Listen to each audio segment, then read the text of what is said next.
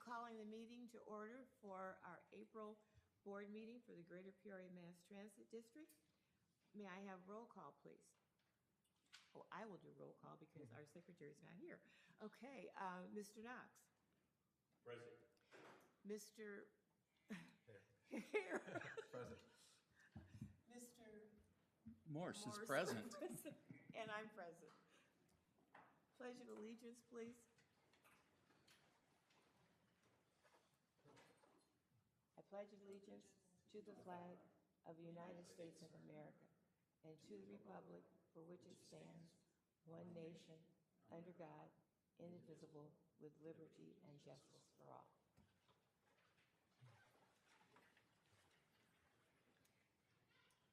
I hope that everyone has received and read the minutes from our last meeting. Any questions, changes that need to be made?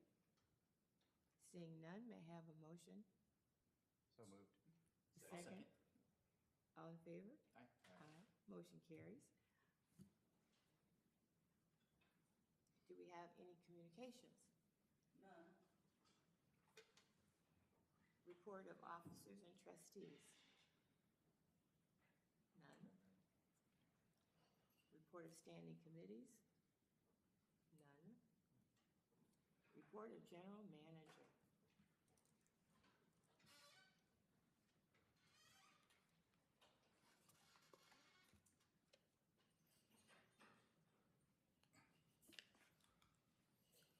Good afternoon. For this afternoon, I have two reports. One is on our triennial, and the other one it's going to be on preliminary budget report. I'll start with the triennial. The triennial is ongoing. They requested for documents, which we submitted on March 22nd. I reached out to them.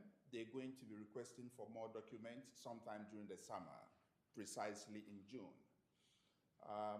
They plan on making a location visit in September, but before they get here in September, they'll let us know exactly when they're going to be here. But it's ongoing, and we're looking forward to hearing from them to give other documents that they may be requesting for. Budget update. At this point, budget meeting with the respective directors have been completed. Preliminary budget recommendation for the board will be completed during the week of April 21st. Completed budget to be presented to the board for review will be from May 1st to May 23rd. So at this point, you'd have it for about 3 weeks to go through before it gets back to us for any suggestions or corrections. Final budget presentation at the board meeting will be on June 9th, 2025. Thank you. Thank you.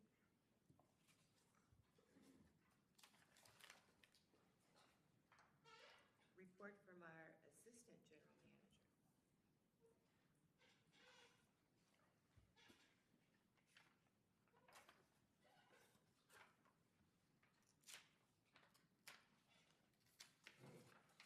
We have a few topics we're going to touch on for projects. We have the bus refurbishment updates, the fixed route buses, support vehicles, and transit center underdome remodel, and then current transit center projects.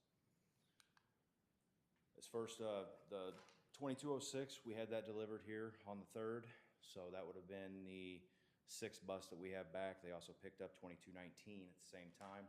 So they are currently in the process of 2218, 2219. We're looking at May before we'll see one back, before we see back 2218, and then it'll rotate through there. We'll get the next couple taken care of. They have assured me that there are parts issues that they were seeing at the beginning. They're not foreseeing that being a problem with the Buy America engines. That was the big issue. So we should be able to roll right through these and keep on going.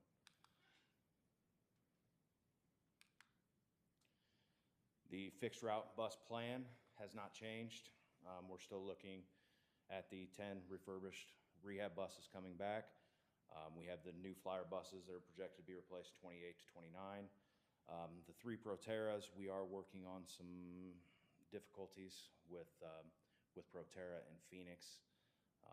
We do currently have all three of those buses are down with various battery problems, high voltage problems, but we're working with Phoenix, the manufacturer, on that. We have 6 battery packs on order through warranty issues. So as we work through that process, I'll give you an update when I have one. The new Gillig buses are out there in service now. We do have one that is over in Morton with a warranty issue, but we do have the parts. They were scheduled to be shipped late last week. As soon as we have the warranty parts in, we'll get it over there so the warranty work can be completed. We have 5 hybrid Gillig buses that I'm still waiting on quotes to come back from Gillig. And once we have those, then we'll proceed with the next steps. Support vehicles, we did finally receive pre-award concurrence for the purchase of the minivans. The vendor has confirmed stock pricing, and then we will present a resolution later on this evening to you. Underdome project, again, if you remember last month, we presented that we're moving forward with this to get it back on track. We are updating the RFQ for the new dates. Once we have all that, we should be able to present or post it by the end of May. Other transit center projects that we've been working on, we had a problem with some window tint down there. We did finally get all of that taken off, and then the new was installed on the 10th. Canopy lighting upgrade. We have the parts are on order. The lights are actually on order. When those come in, they'll get those put in. That will also coincide with the camera security and access control systems that will be installed. It's the same electrician that's running pipe for both projects, so we'll be able to save a little bit there on lift rentals and whatnot. Any questions? Appreciate it. Thank you. We are now ready for the Director of Operations. Good evening. Okay, March ridership was at 164,557, and February was at 145,967, which actually represents a 12.74 increase. So we're definitely getting some of the riders back where we need them. Accidents, March we had 1 preventable, whereas February had 4. So we're doing much, much better on accidents. So, and of course those people are being retrained for better driving experience. Okay. I want to throw this chart in here. This chart is an average daily ridership chart. I mean, the numbers as they sit right now for this month is 5101, whereas this time last year was 4943. What this chart's going to help us do is to actually make those minor changes that we were once discussing months ago with the system. We'll start with the little stuff like changing time points. We'll start by changing directions in and out of the transit center so the buses are no longer crisscrossing when they leave. We'll get that in place first, and then we'll take these numbers and we'll break it down by routes and then by the stops so we can determine where the people are, where the pickups are really needed, and if those routes need to actually go as long as they do. So it's a work in progress, and we'll get it. Thank you very much. Any questions? Thank you. Okay. Community engagement.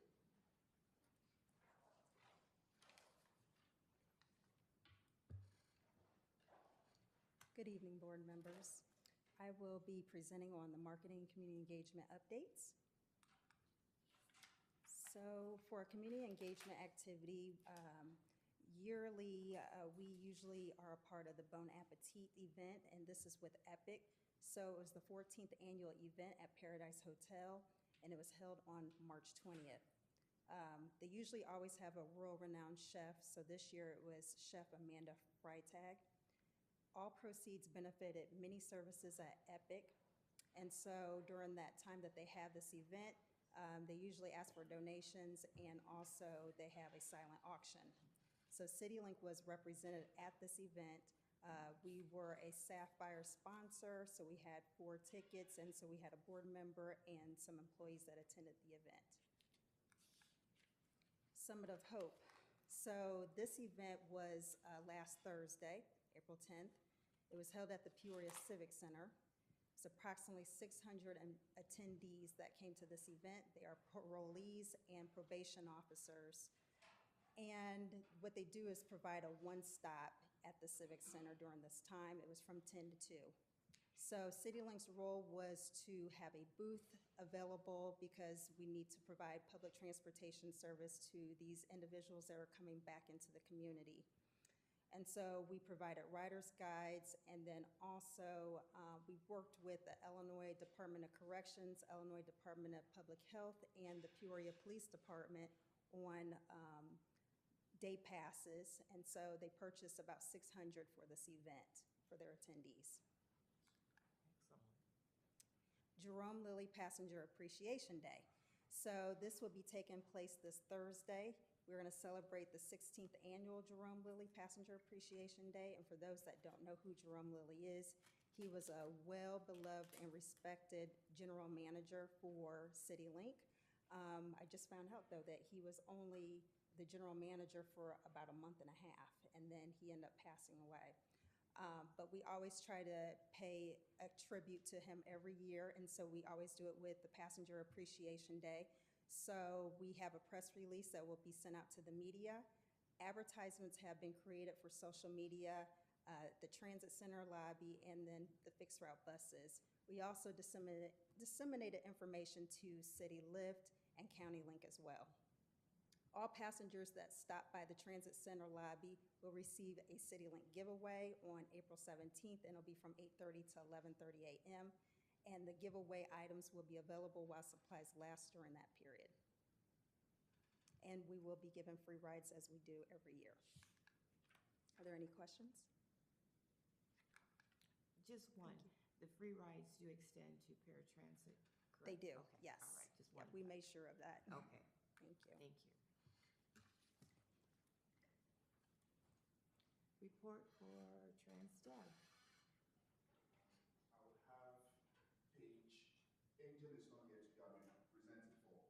Okay. Angel, but I'll have Paige have a presentation before I go. Okay.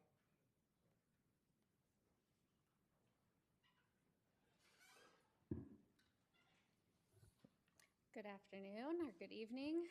So I wanted to give everybody an update on HR. This is going to be an update of where we were in 2024, kind of a year-end review, and then looking at where we're at now and what our goals are moving forward. So we'll be going through some KPIs that we've been tracking, talent management, key HR functions, 2024 in review, and then go forward outlook. So we have turnover here, we have a voluntary turnover, and then the next slide is involuntary turnover. So for our voluntary turnover rate, it is 14.4%. 27 total who left. These also include retirements, people who've just chosen to move on, things like that. So it'll show you a breakdown of what that looks like month over month, and then also quarter by quarter. And then we have our real numbers here. So for involuntary turnover, we had 6 total, and that is 3.1%. I would just like to note that a healthy turnover varies depending on the type of industry you're in and the business and how many employees you have. But an average, I would say, would be somewhere around 10%. So you'll see later on that that's one of our goals for this year, to lower the overall turnover to 10%.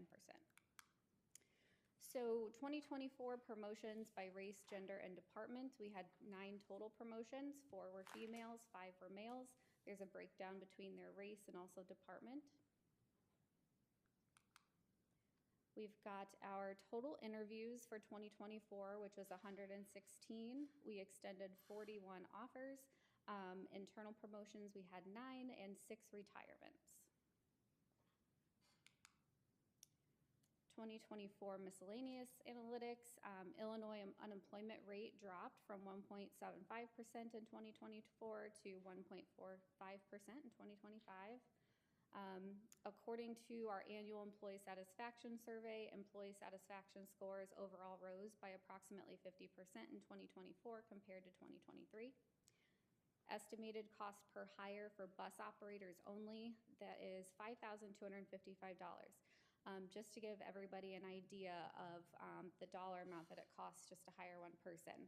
This gets them through their 6-week training period. So it gets them in the door, all their pre-hire paperwork and everything. And then, so I guess later on I'm going to be talking about retention. And so this is one of the points on why retention is so important, because turnover is expensive. So for formal EEOC complaints, whether that's Illinois Department of HR or the actual federal EEOC, we have received 0 in 2024. Okay, so for talent management, first up is recruitment strategies. So for this year, we have already attended a couple job fairs, but we attend job fairs in the community, local high schools, community colleges, neighborhood organizations as well. And we also try to attend community events representing CityLink. Multiple job boards, we have increased the job posting visibility to 25 job boards. That expands our candidate reach quite significantly. And then for our employee referral program, which was approved last year, that is used as an incentive to hire current employees. We do have several people that are that have given referrals, and they're in the waiting period to receive their first bonus. So we've got several that are, the program's definitely working, and we have several who are going to get their payment very soon. So as far as retention strategies go, we do have on this list, some of them are new, some of them have been well established. So competitive compensation, we definitely have increased starting wages and salaries across the board. We have a very generous PTO program. Professional development opportunities, we have invested in outside leadership training for the management team. We've developed continue to develop a training culture and providing regular, consistent meetings and training. We have a tuition reimbursement program. We have free seminars and workshops that we offer throughout the year with different institutions. So recently we had one through Corbridge Financial. They offered a retirement class webinar. And then for career pathing, we have opportunities for growth, promotions, and internal mobility, which we have shown through our promotions for last year. Employee recognition, we have that Employee of the Quarter program, which is going really well. We've been receiving a lot of good feedback, and we've got a lot of submissions on some great people. So we also have regular employee shout-outs. So if a passenger or another staff member wants to give a shout-out for an employee, we try to recognize that and also post that publicly. We also have employees featured in the company magazine that marketing puts out. Onboarding experience. So this is something that is new. It's one of our goals for 2025, and I'll touch on that in just a little bit. But basically, it is going to be, we're going to have a PowerPoint that we show at orientation, very similar to this, and try to ease people into the CityLink culture and experience. So with that too, we're going to be providing them with frequent check-ins at specific intervals of time. So once they've been here, they've completed their first 7 days, 2 weeks, 30 days, and a personalized welcome kit. So they will have a welcome letter with their name on it for orientation and try to make that personalized to them. The general manager has a very nice letter, a welcome letter for them as well. That will be included. And then we also have a new onboarding satisfaction survey. So after the orientation program, we're going to have everyone complete a survey if they're willing. And then for employee engagement, we've done several things. I just kind of listed some of the most recent and some of the bigger ones, I guess. So offering a SAMS membership, we've offered a reduced membership rate for SAMS a couple times they've been on site. We celebrated National Transit Appreciation Day, birthday cards that Carmen makes, and they're beautiful, and they're mailed to the employee's home. We have an annual holiday party, flu shot clinics, popcorn days, and then also our paid leave donation program. So onboarding experience I talked a little bit about. It's just, it refers to the overall process and impression a new hire has when they join a company. It includes everything from the initial welcome to training, support, and integration into the company. A good onboarding experience helps employees feel prepared, connected, and excited to start their new role. I've got some goals listed over here, and I kind of mentioned them, so I'll skip over them for now. Okay, so on to key functions of HR. So recruitment and hiring is, of course, a primary HR function. It includes job analysis, job description creation, assessing skill levels, conducting interviews, making job offers, and negotiating the terms of employment. For employee relations, that involves addressing workplace conflict, grievances, mediating disputes, conducting satisfaction surveys, implementing recognition programs, and developing communication channels. For legal compliance and risk management, it involves staying current on employment laws, developing and enforcing policies and procedures, and managing workplace investigations, training and development. One of the goals for this year is to basically identify skill gaps on our team and determine how we can get training for those skill gaps. Workforce planning and strategy, analyzing the current workforce capabilities, forecasting future talent needs, developing strategies for talent acquisition and retention, and aligning initiatives with the business goals. So to continue that, we've got organizational culture and employee engagement, defining and reinforcing company values, organizing team building activities and events, implementing feedback and suggestion systems, workplace health, employee wellness initiatives, and then compensation and benefits, performance management, offboarding, and exit management. So with our offboarding, one of the new things we've started doing are conducting exit interviews, if appropriate for the situation, to get feedback on, the business overall, the department, things of that nature. And that's pretty much it. So going back to 2024, so these are kind of some of the bigger things that happened in HR over the last year. So updating our EEO policy, HIPAA policy, Drug and Alcohol, Paid Leave Act, creating and implementing the new paid transparency law, and then the job descriptions that come with it. So I won't go through all of these, but just to, let's see what else. The new mission, vision, and value statements. I joined the APTA Diversity and Inclusion Council. We're kind of struggling in that realm to navigate it right now, but excited where that committee is going to go. So as far as training goes, here are some examples of the training that has been going on, either provided by the HR department or having somebody else come in and provide the training for us. So we've done a training in January to leadership on the new performance evaluation system, provided training on 5 languages of appreciation in the workplace, recognizing and overcoming unconscious bias. We started a training program that happens quarterly for our union leadership, so supervisors, foremen, schedulers, on a variety of topics. We've only met a few times because this is new, but languages of appreciation in the workplace, meaning that everybody has a different language of appreciation, how they interpret things, and conflict resolution and documentation. We have one coming up next month, actually, on the drug and alcohol program and EEOC. And diversity fundamentals. Let's see. And then, so for this last bit here, we actually had somebody come in, an outside vendor, and it's basically a program. So we've kind of gone through the different steps.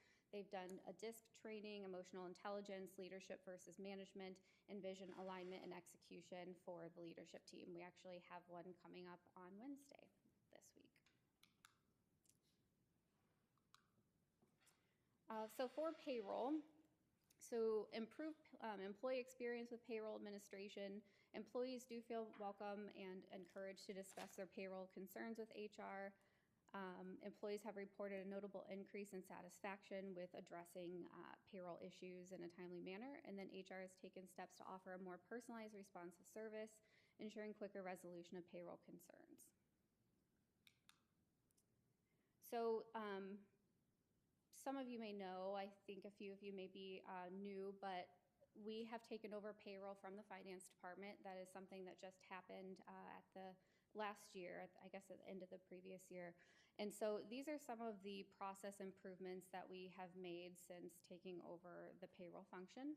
Conducting a full-scale audit of all payroll records to identify and correct discrepancies. We filed years' worth of documentation that was piled in boxes. There was no organization. Created a process for collecting outstanding medical premiums. Invested significant time in cleaning and verifying the data for accuracy. Audited and created tracking for wage garnishments and medical support notices that did not exist before. Developing and implementing new internal controls. Introducing pre-processing audits and payroll reconciliations to ensure accuracy, and dedicating significant time to cross-train all of the HR members in processing payroll to ensure that we are not just relying on one person. Improving turnaround times, and so another big one is that payroll involves a lot of sensitive medical disciplinary information, and so it's just I guess it's enhanced our confidentiality by making sure that it remains in the right department. So for our goals coming forward, so we talked about the skill gap analysis. With that, we are going to hopefully improve hiring decisions. It'll guide employee development, training, all of that. And the other goal is to reduce voluntary turnover to 10% and then implement a WOTC program. This is actually free to sign up for, and it is essentially a tax credit that is available if you hire certain individuals that meet certain criteria. So it is something that we would be able to participate in and hopefully get a tax credit on those individuals. I also would like to implement 2 wellness initiatives this year. We have partnered with the safety team on that. We've kind of started having those conversations. Training the HR employees on payroll. Culture committee, we are going to do a community service project with OSF, their Garden of Hope. That'll be at the end of this month. And creating SOPs, written SOPs for all of our major HR functions so that we have something to reference as needed. And then redoing the corrective action guide. We do have a focus group meeting scheduled for the 23rd. And then after management meets and has an idea of the changes, we will be partnering with the union on that to come to an agreement. This is the HR team. We went out, we did a little team building activity. We painted some pottery down there. They've all done a fantastic job. They're all 3 new in their roles, and so I just want to give a shout out to everybody. They've been doing a great job, and I could not do it without them. And that is all I have. Any questions for me? Is the 14% voluntary turnover, do we have any history of previous years? I can get you the 2023, yes. I can actually probably half of the year. I was just curious. I didn't know how long you'd been tracking it. Yeah, I started tracking it as soon as I started here, so I would have half of the 2023, but we don't have anything prior to that. Okay. What also is the WOTC? Work Opportunity Tax Credit is what it stands for, and it's basically just these forms that an employee fills out upon hire, and if they meet the criteria, some of it involves being on unemployment for a length of time, long-term unemployment, veterans, people receiving SSI, formerly incarcerated individuals, and then anybody participating in any of like the government programs. Okay. All right. Any other so questions? much. Thank you. So at this point, I'm going to present for Angel, who is not here today. So this is for both CityLink and CountyLink. When it comes to metrics, on-time performance, they were at 74%. Staffing, recruitment is ongoing. The target is to get in 50 more drivers and 1 dispatcher. At this point, they have 29 drivers, so definitely down by about 15, which impact performance, service, and all those things. Being down by 15 is a lot. They had 8 graduate in March, and one in the behind the wheel training class that started on 4/7. Okay. They had no accidents to report, so I think that is it for TransDev report for this month. Thank you. Do we have any public comments? Yes, Mr. Hangman, regarding crosswalks in the reservoir, 2600 block of reservoir. Yes, please. Good evening, board members. Have some bad news, have some pictures for you to see. And I also have a report that I sent to our attorney. When I say our attorney, I have a son who's assistant state's attorney. And he recommended that I come to here. And I sent a letter to Cy Maroons. I know everybody knows Cy, good friend of mine. And also I sent it to the legal department of the city of Peoria, which I did not hear anything of at all. The legal department told me to call this company, and you can see it in Chicago, because that's who was taking care of the problem. So I called them and said, oh, no, that's not us. That's not us. Well, I'm backing this off quick for you. I know you got more important things to do than sit around and listen to an old 82-year-old man talk. So I got a hold of the state's attorney, talked to him, and he says, turn that in. Well, I was going down the reservoir. I'm not sure if you know where the reservoir is, over there by Proctor Home and Sterling Towers. This is, and you'll see the pictures, this is right in front of West Sterling Towers. Great idea, great idea. People are just buzzing across that street like no tomorrow. Well, if you believe that, I got a horse out here that can go 100 miles an hour. I live over there. In the 3 months, I guess, that this has been going on, I saw one man cross it. And what he did is, you cross the street and you get in the center. That's where the center lane is, so you can't get hit. Then you're supposed to hit another button so the light comes on. This guy never even hit the light. See, one person in all this expensive money that you people have spent for this. And the problem is, I had $1,300 worth of damage to a truck. Because what happens is, it was 3-lane at one time, back in 1970 when I built out there. One lane going this way, one lane going this way, and the center lane is the turn lane. Well, we still have a turn lane, but we have this beautiful project right in the center of the turn lane, where this truck that was a CityLink truck was parked on the side where there's a stand for people to sit in or stand in the rain. He parks right there in front. I come over the hill at 35 miles an hour, which is the speed limit, and see this truck. And I know there's no way in God's gracious I'm gonna hit this sucker. So I head for the center, and I just literally flew up in the air going 35 miles an hour hitting that. And like I say, I think you people are responsible. Sir, I'm not quite sure I understand all that you said, but if you're talking about a crosswalk, I'll defer to Mr. Wambacher, but is that not a city issue more so that? Responsible for the crosswalk. You put it in though.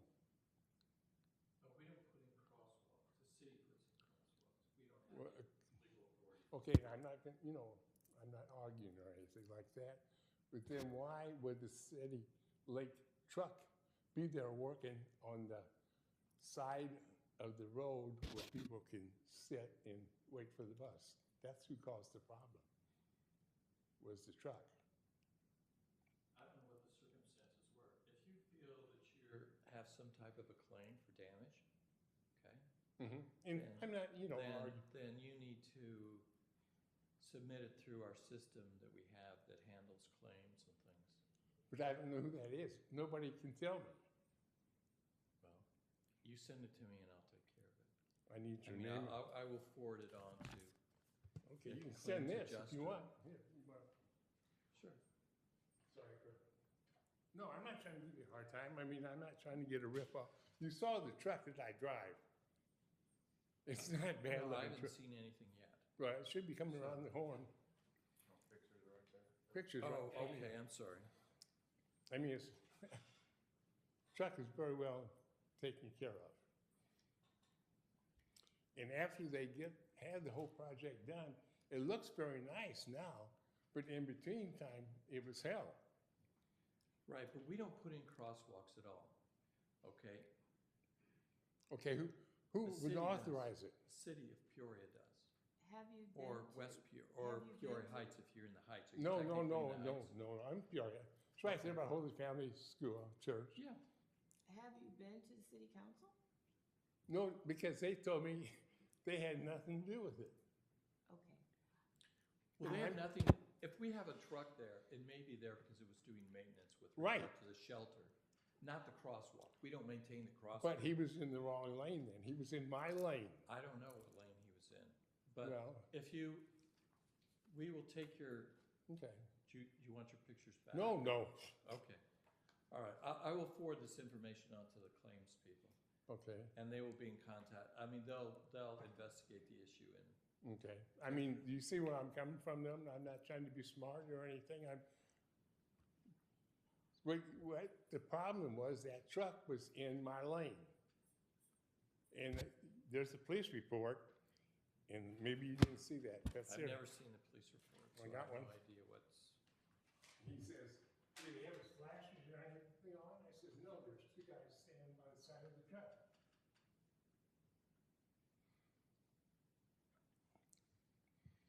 This happened back in November. Right. It took me a long time to even find out who to call. You can see where the letter was sent to originally. Yeah, Gallagher Bassett doesn't adjust our claims, okay? He does not adjust yours? Gallagher Bassett doesn't, no. Okay, I'm just going, that's what the legal department down in Peoria told me. Yeah, you're getting wrong information. Right, and I'm not.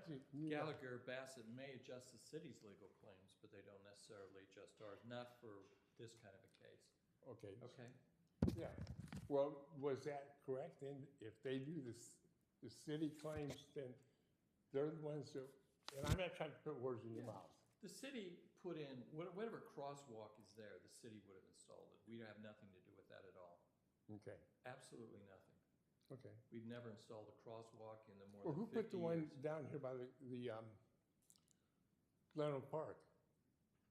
We have never installed a crosswalk in the 50 years. But that do Moore you know who Transit put that one District in? has been Either the city, the federal government, or Okay. the local, whatever. I'm just trying to. Whoever does road maintenance. Okay, I We don't appreciate do it. road maintenance either, so. Okay, well, I appreciate it. Thank you Yeah. very much. Did a good job. And I'll take, you want the pictures or do you? Well, I mean, there's all these pictures of a nice crosswalk here. It's Yeah, beautiful. it's beautiful now. Yeah, But when you have, but we didn't install it, so. okay, I'm not arguing. I'm just saying, it's nice that it's there.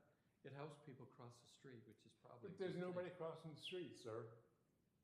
One guy I saw crossing the street, and I'm not arguing.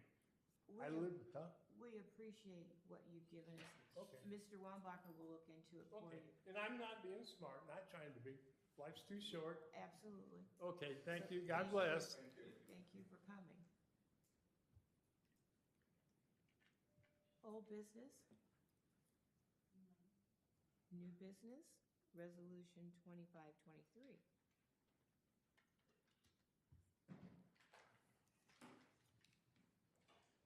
Hello. The purpose of this summary is to recommend a contract award to STL Inc. for the purchase of managed IT and support services.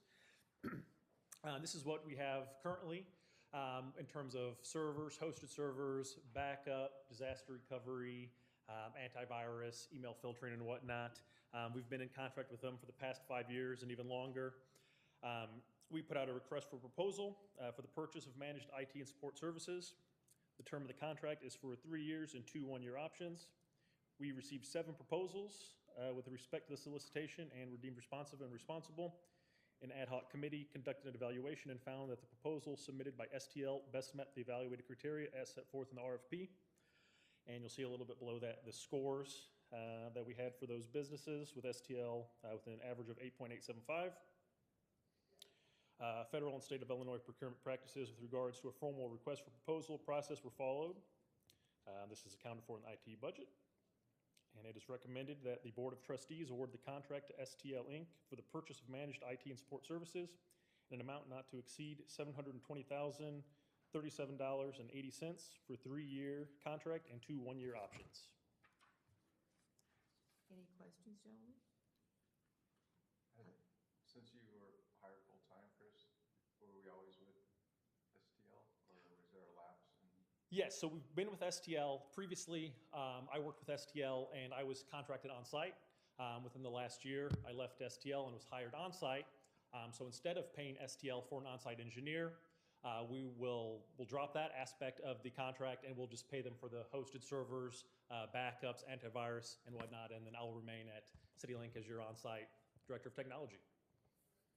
But tell them about the 24-hour. Oh, yes. So, yeah, I should have mentioned that. So, with this, we'll have, I'm here Monday through Friday, 8 to 5. But if I'm sick, if I take a vacation, we've got this baked into this contract where if we give them at least 20 days advance, they will send somebody on site to cover for me in my absence.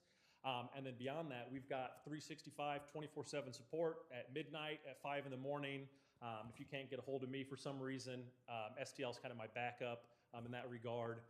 And I coordinate with them, when it comes to server issues, network issues, and we kind of collaborate on stuff. So you guys are, you'll never be without IT support. Thank you. Trustee Knox?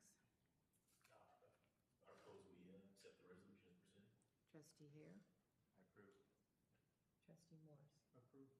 Trustee Sterling Pope? I approve. Thank you. Motion carries. Resolution 2524.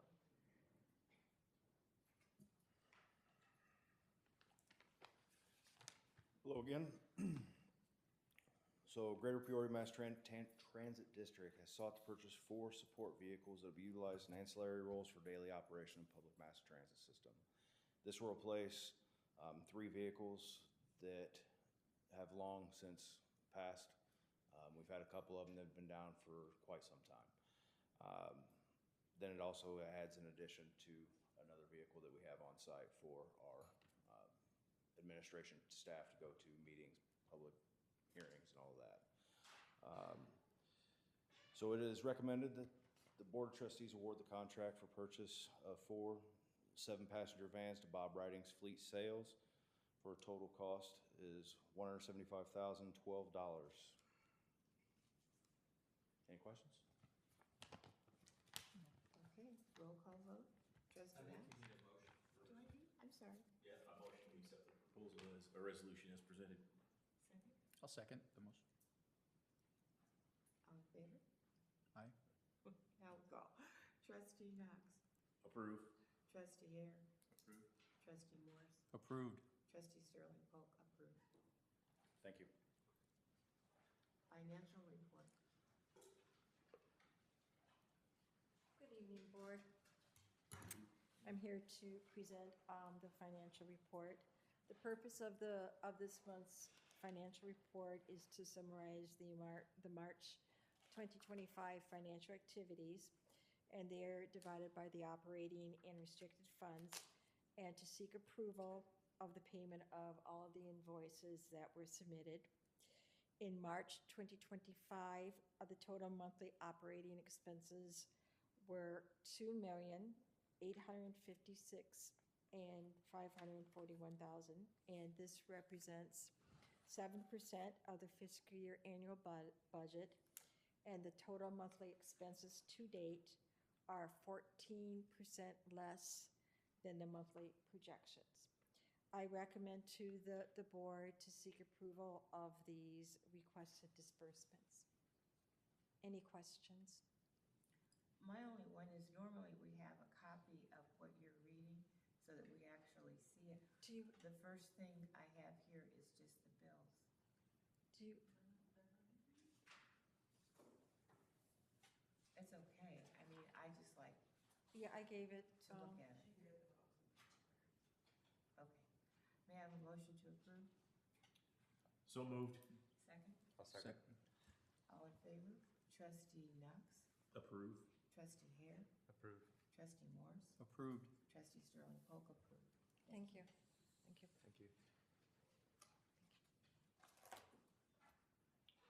Before I adjourn, I just want to say to all of you, from when I first came on the board to where I am today, the amount of information that you are now providing to us as a board has been just fantastic. When we first started, very little information was provided. We didn't really know what was going on. I want to commend you all on the excellent jobs that you're doing. Thank you so much for all the service that you give to CityLink, and we really appreciate what you do, and we do notice. So, with that, meeting adjourned. May I have a motion? So moved. Second. All in favor?